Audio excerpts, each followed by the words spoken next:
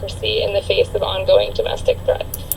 Well, I spend a lot of time thinking about Arizona, and if you think about elections that are happening now, in Arizona today, you have a candidate for governor in Kari Lake. You have a candidate for Secretary of State in Mark Finchem, both of whom have said, this isn't a surprise, it's not a secret, they've both said that they will only honor the results of an election if they agree with it. Both of them have looked at 2020. They've looked at the fact that the election here in Arizona was carried out according to state law, that there were counts, that there were recounts, that there were audits, that there were multiple court cases and rulings, all of which went against the former president. The election itself was certified, and the Arizona electors were correctly certified for Biden. They've looked at all of that, the law, the facts, and the rulings of the courts, and they've said it doesn't matter to them. And if you care about democracy and you care about the survival of our republic, then you need to understand, we all have to understand that we cannot give people power who have told us that they will not honor elections. Elections are the foundation of our republic, and peaceful transfers of power are the foundation of our republic.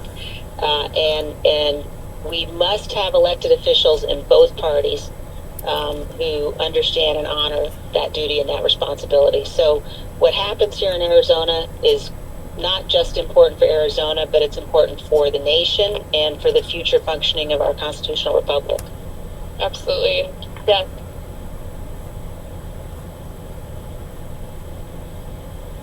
It really is why we're so honored to have you here today, to embark and make sure that everybody in this room hears that message and understands that this democracy is theirs for the taking, and that we all have a role to play. One thing I love about when I listen to you speak is really about how much history influences your thinking. So I'd love to take, a little bit of a look back. The peaceful transition of power we've seen for almost 250 years in this nation as a beacon of hope for democracies around the world. And a critical part of Senator John McCain's legacy was his grace when he was running for the highest office in the land. And we like to say that history does repeat itself. And when it comes to January 6th, that is quite a frightening concept. And so I'd love to know, how do you reflect on American history as you shape your approach to navigating power today? It's such an important question, and I think, the first thing that we have to understand is that we've never been where we are before. We've never been at a place where we're facing this kind of a threat. And that's because we're facing a threat from a former president who is attempting to unravel the republic. And it can sound extreme to say. I can't imagine that, I could not have imagined that would be where we are.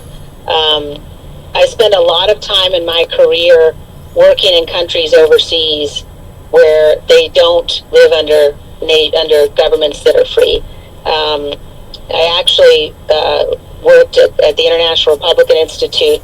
This will age me, but 30 years ago, I was a young staffer when John McCain was, I believe at that time, chairman of the board of IRI.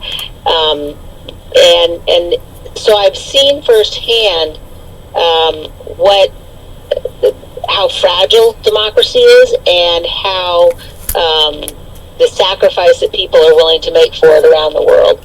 And I think I knew on some level that even in the United States, this was fragile, but I certainly didn't understand just how fragile. And I think that's such an important lesson that we need to take from history. I think, the other lesson we need to take from history, and I think about Lincoln a lot.